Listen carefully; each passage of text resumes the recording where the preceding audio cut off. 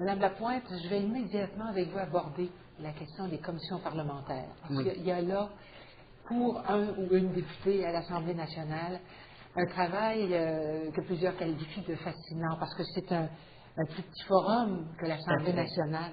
Alors, vous, bon, vous êtes là depuis 2 ans, mais vous avez une assez longue expérience politique. Comment percevez-vous le travail en commission parlementaire? C'est vraiment ce qui est peut-être le plus méconnu de la part du public.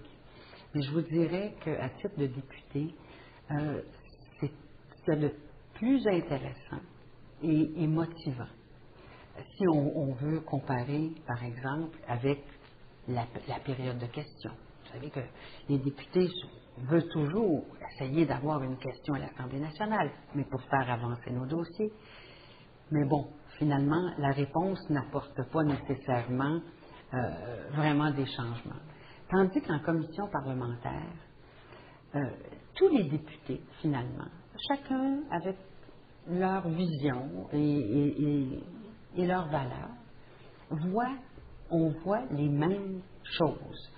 Si, par exemple, on reçoit un groupe qui vient nous expliquer pourquoi ils ont besoin de telle modification à telle loi, on les entend de la même façon. On peut les interroger. On peut aller au fond des choses. Et c'est ça qui est fascinant, c'est qu'on peut changer des choses. Quand on réussit à introduire un changement, une modification dans un projet de loi, dans une loi, ça fait plaisir.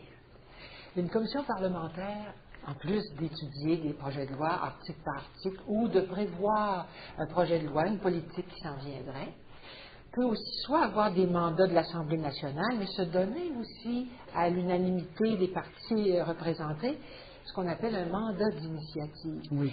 Vous avez une expérience très particulière avec Tout la à Commission fait. des affaires sociales. Tout à Parlez-nous fait. de ça. Et ça a été vraiment quelque chose de très, très, très important.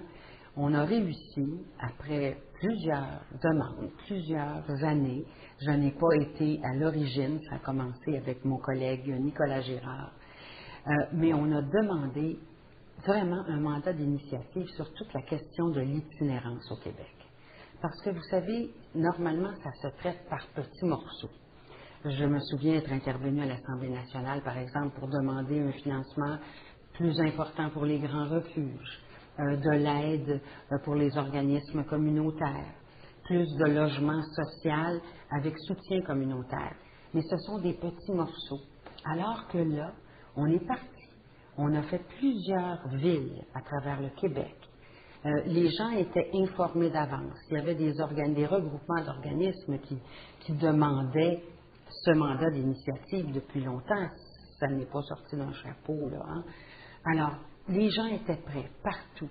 Et les députés, ensemble, on a entendu autant des représentants des villes, des représentants d'organismes communautaires, de refuges, des gens des forces de police, des personnes qui sont ou qui ont été en situation d'itinérance. Nous avons même passé une partie d'une nuit dans la roulotte de l'itinéraire à Montréal. L'itinéraire qui distribue du matériel, des seringues propres, des condoms, pour éviter, évidemment, parce que vous savez qu'en itinérance, le plus grand risque, c'est que ces gens-là ne se soignent pas. Bon, alors, tous les députés, on était sur la même longueur d'onde. Je ne vous dis pas qu'il n'y a pas des prérogatives, le gouvernement verra bien jusqu'où il veut aller. Mais je peux vous dire que nous, les députés, quels que soient les partis, le parti politique, on était tous vraiment déterminés à ce qu'il y ait une politique, à ce qu'on fasse quelque chose comme société. Ça nous a amenés jusque-là. Et je peux vous dire que c'était, pour certains partis, dont l'ADQ, et certains députés même du Parti libéral du Québec, des gens qui n'étaient pas de Montréal, des gens qui venaient de régions où peut-être le phénomène est moins visible ou moins répandu. Ça a été extrêmement pédagogique. Et quand on revient de ces séances-là et qu'on fait notre présentation au caucus des députés, là, on est en mesure de convaincre nos collègues qu'il faut aller plus loin. Parce que vous savez, chaque député a ses mandats, ses dossiers, on a tous une cause qu'on veut faire avancer. Et ça a été vraiment, vraiment une belle occasion. Là, tout ce que j'espère, c'est que ça a dû être interrompu. Hein. Ça a été interrompu lorsque le gouvernement de M. Charest a déclenché la campagne électorale. On a reçu des centaines de mémoires. On a vu une centaine de groupes et d'individus.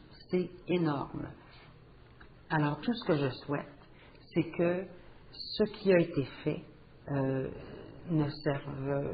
serve à quelque chose, n'est-ce pas? C'est-à-dire qu'il y ait un rapport qui soit rédigé.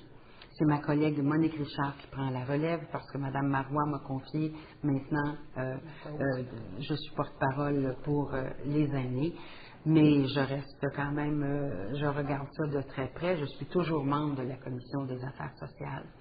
Et il faut que le rapport soit écrit. Il faut qu'il y ait une politique. C'est important. C'est important. Ça n'est pas marginal. Et ça n'est plus l'itinérance comme on l'apercevait autrefois. Il y a beaucoup de jeunes, il y a beaucoup de femmes, il y a beaucoup de personnes aînées qui se retrouvent en situation d'itinérance. Puis vous savez, l'itinérance, ce n'est pas quelqu'un qui vit constamment dans la rue. Ça peut être quelqu'un qui a perdu son logement, qui s'est séparé, enfin, bon, qui se retrouve pas être capable de payer son logement, sa facture d'Hydro-Québec, qui retrouve ses meubles sur le trottoir et qui là va dans un refuge pour femmes un soir, 2 soirs. Ça peut être de la violence à la maison, ça peut être une fugue.